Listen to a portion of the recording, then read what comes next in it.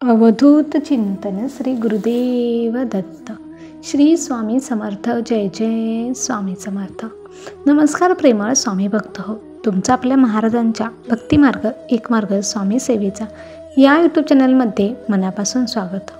भक्तांनो, आपण सर्वजण स्वामींची सेवा करत असतो आणि त्याचे फळ महाराज आपल्याला नक्कीच देत असतात. कधी लवकर मिळते, कधी उशिरा मिळते. कधी कधी आपले कर्म वाईट असतात, त्यामुळे आपल्याला स्वामींच्या स्वामी सेवेचे फळ मिळायला थोडासा उशीर लागतो. परंतु स्वामी आपल्या नेहमीच सोबत असतात. आपल्याला कर्माचे भोग भोगताना जास्त चटके बसू नयेत याची दक्षता स्वामी नेहमीच घेत असतात. तर आजचाही अनुभव असाच आहे. त्या ताई स्वामींची भरपूर सेवा करत होत्या, मात्र काही केल्या त्यांना त्या सेवेचे फळ मिळत नव्हते. आलेले दिवस काही केल्या बदलत नव्हते. मग नक्की स्वामींनी कसा चमत्कार केला व त्यांचं आयुष्य कशा रीतीने बदललं हे आपण आजच्या अनुभवामध्ये पाहणार आहोत. तर चला तर मग ताईंच्याच शब्दात त्यांच्या या सुंदर अनुभवाला सुरुवात करूयात. तत्पूर्वी तुम्ही जर आपल्या भक्तिमार्ग एक मार्ग स्वामी सेवेचा या यूट्यूब चॅनलवर नवीन असाल तर आत्ताच सबस्क्राईब करून स्वामी भक्तांना जॉईन व्हा. स्वामी भक्तांना स्वामी भक्त जोडूया आणि प्रत्येक कुटुंब स्वामीमय करूया. श्री स्वामी समर्थ. जय जय स्वामी समर्थ. तर ताई म्हणतात की संपूर्ण ब्रह्मांडाचे चालक आणि माझ्या जीवनाचे सूत्रधार असलेले श्री स्वामी समर्थ महाराज यांच्या चरणी त्रिवार वंदन. स्वामींच्या चरणी वंदन करून मी स्वामी महाराजांना एकच प्रार्थना करते की महाराज, जे कोणी अनेक भक्त आहेत, ज्यांना तुमची गरज आहे, जे तुमच्या कृपेचे पात्र आहेत, त्यांना तुम्ही नक्कीच साथ द्या व त्यांच्या सर्व चांगल्या इच्छा नक्कीच पूर्ण करा. तर भक्तांनो, मी माझा आजचा हा स्वामींच्या सेवेत आलेला अनुभव तुम्हाला सांगत आहे. भक्तांनो, मी जास्त काही शिकलेले नाही, परंतु मला व्यवहार ज्ञान पुरेपूर समजते. भक्तांनो, मी लग्न झाल्यानंतर स्वामींच्या सेवेत आले आणि ती कशी आले ते आपण ऐकूयात.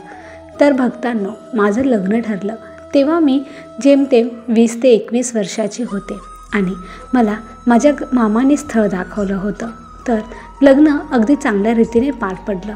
घरी आमच्या सासरी काही फारशी श्रीमंती नव्हती, माझ्या माहेरीही जेमतेमच परिस्थिती होती आणि सुरुवातीला अगोदर पूर्वीच्या काळामध्ये मुलींसाठी इतकी काही पाहण्याची फारशी घरच्यांना गरज वाटत नसायची. तसेच माझंही लग्न ठरलं. आत्ता माझ्या लग्नाला 45 ते 50 वर्ष होत आहेत.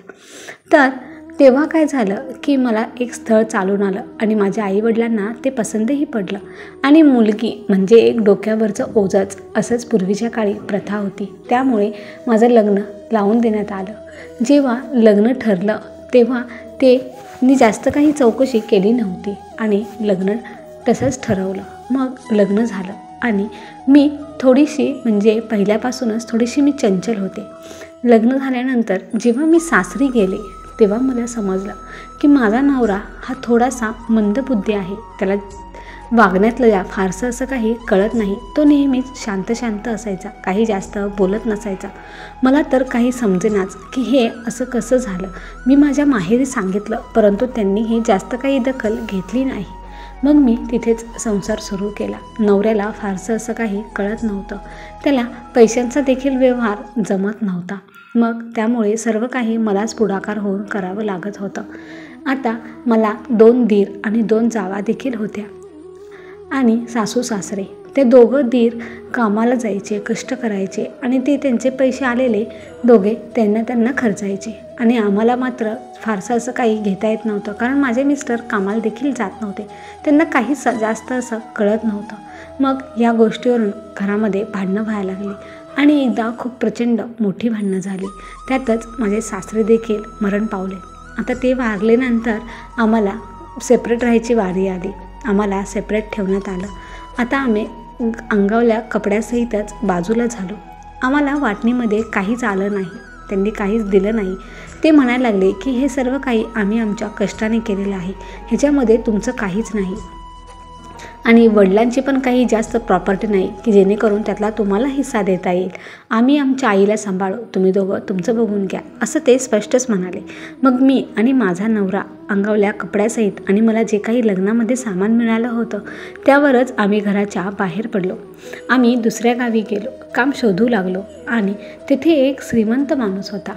त्यांनी आम्हाला, म्हणजे ते शेतकरीच होते परंतु त्यांना भरपूर शेती होती, तर त्यांनी आम्हाला तेथे राहण्यासाठी जागा दिली. ते म्हणाले की हे शेतातलं सर्व काम तुम्ही करायचं आणि येथे तुम्ही राहायचं.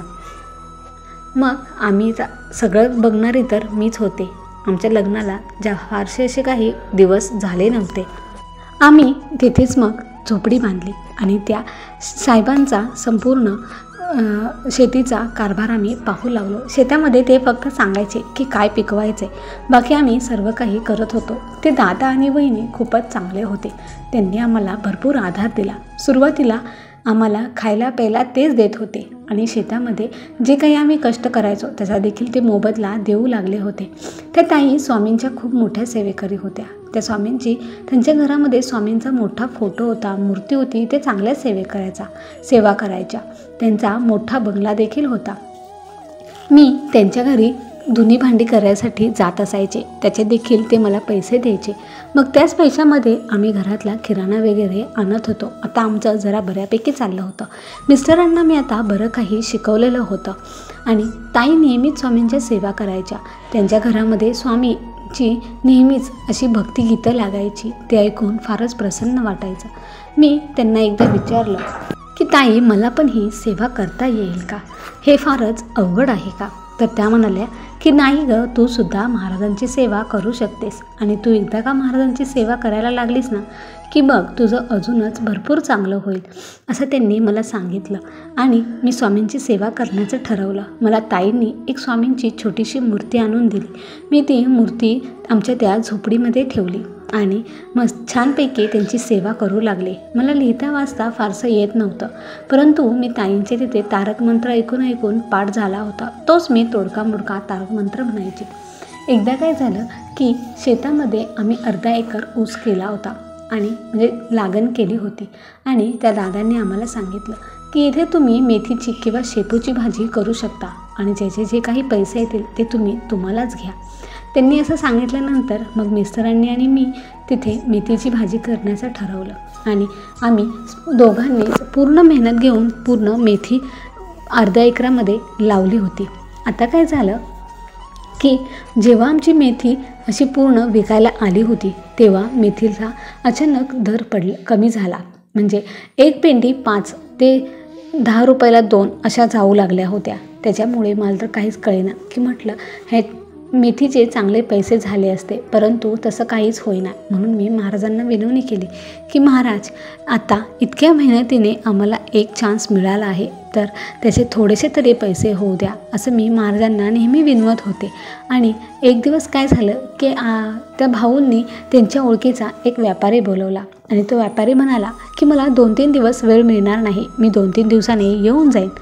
तर त्या भाऊंनी आम्हाला सांगितलं की 2-3 दिवसांनी व्यापारी येईल तेव्हा तुम्ही तुमची मेथी कशी द्यायची ते त्यांना ठरवून त्यांच्याकडनं पैसे घ्या. मी 2-3 दिवसांनी बाहेर जाणार आहे, त्यामुळे सर्व व्यवहार तुम्हीच सांभाळा, असं त्यांनी आम्हाला सांगितलं. आणि मग 3 दिवसांनंतर तो व्यापारी आला आणि इतका मोठा चमत्कार की 3 दिवसांनंतर अचानकच मेथीच्या पेंडीचा दर हा वाढला. 5 रुपयाला पेंडी होती ती 10 रुपयाला झाली होती.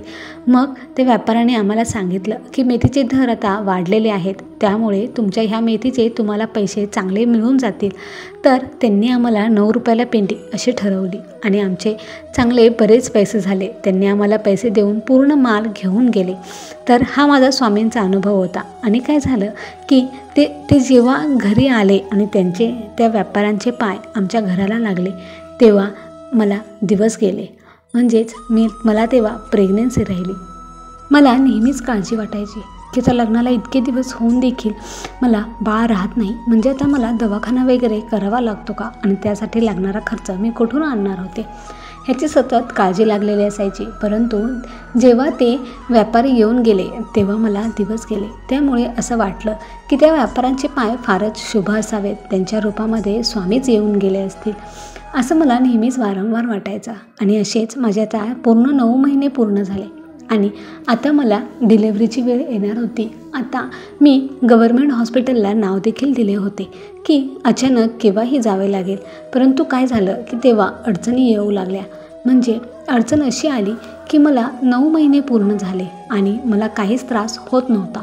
पूर्ण 9 महिने आणि 10 दिवस गेले तरीही मला काहीच त्रास होत नव्हता. आता मात्र भीती वाटत होती. म्हणून आम्ही डॉक्टरकडे जायचं ठरवलं. माझ्यासोबत ते ताई देखील म्हणाल्या की मी येते, परंतु त्यांना त्रास नको म्हणून आम्ही त्यांना नको म्हणून सांगितलं. माझ्या मिस्टरांनी माझ्या आईला बोलावून घेतलं आणि आम्ही तिघे गव्हर्मेंट हॉस्पिटलमध्ये गेलो. तर त्यांनी सांगितलं की त्यांनी सोनोग्राफी वगैरे केली आणि त्यांनी सांगितलं की नॉर्मल डिलिव्हरी होणे अशक्य आहे असे वाटत आहे, त्यामुळे आपल्याला सिझेरियन करावे लागेल आणि सिझेरियन करण्यासाठी आम्हाला बाहेरचे डॉक्टर बोलवावे लागतील. त्यासाठी सिझेरियनचा सर्व खर्च तुम्हाला करावा लागेल. हे ऐकून तर मला काही कळेना. म्हणजे माझ्या मिस्टरांना पण थोडंसं टेन्शन आलं की आता सिझेरियनसाठी लागणारा खर्च देखील आता आपल्याला कुठे पेलवणार होता आणि एवढे पैसे आपण कुठून आणणार होतो. मग तेव्हाच मी म्हटलं की आपण 1-2 दिवस वाट पाहायची का? तर ते डॉक्टर म्हणाले की ते बाळासाठी थोडंसं रिस्की असू शकतं. जर पुढे काही झालं तर त्याची जबाबदारी तुमची असेल, ते आम्ही आमच्यावरती योग्य येऊन देणार नाही. परंतु अचानक मग आम्हाला काहीच पर्याय नव्हता त्यांना हो बोलण्याशिवाय, म्हणून आम्ही हो म्हटलं. तर डॉक्टर आतमध्ये केबिनमध्ये गेले आणि त्यांनी फोन केला कोणाला तरी आणि ते फोनवर वगैरे बोलून झाल्यानंतर ते बाहेर आले आणि म्हणाले की सिझेरियनला जे डॉक्टर आपल्याकडे येतात ते डॉक्टर आज येऊ शकणार नाही, ते उद्या येतील, त्यामुळे आपण उद्या सिझेरियन करूयात.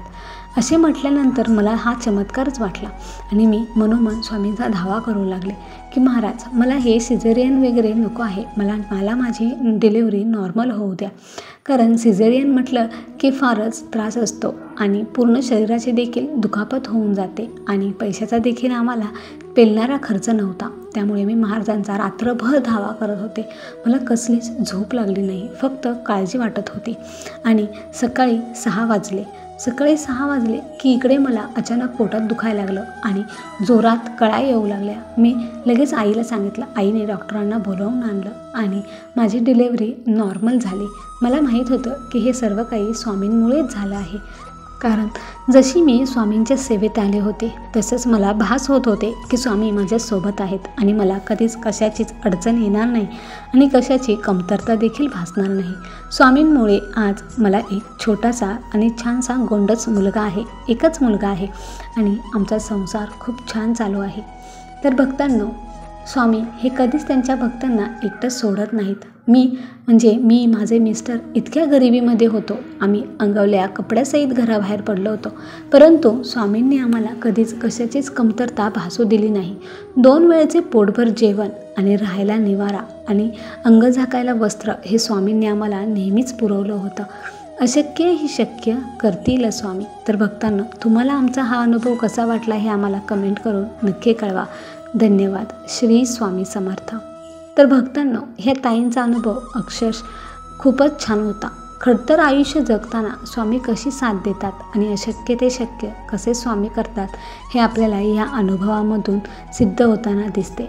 तर तुम्हाला या ताईंचा अनुभव कसा वाटला हे कमेंट करून नक्की सांगा आणि व्हिडिओ आवडला असेल तर लाईक करा, शेअर करा. आणि तुम्ही जर आपल्या भक्तिमार्ग एक मार्ग स्वामी सेवेचा ह्या यूट्यूब चॅनलवर नवीन असाल तर आत्ताच सबस्क्राईब करून स्वामी भक्तांना जॉईन व्हा. स्वामी भक्तांना स्वामी भक्त जोडूया आणि प्रत्येक कुटुंब स्वामीमय करूया. श्री स्वामी समर्थ. जय जय स्वामी समर्थ. धन्यवाद.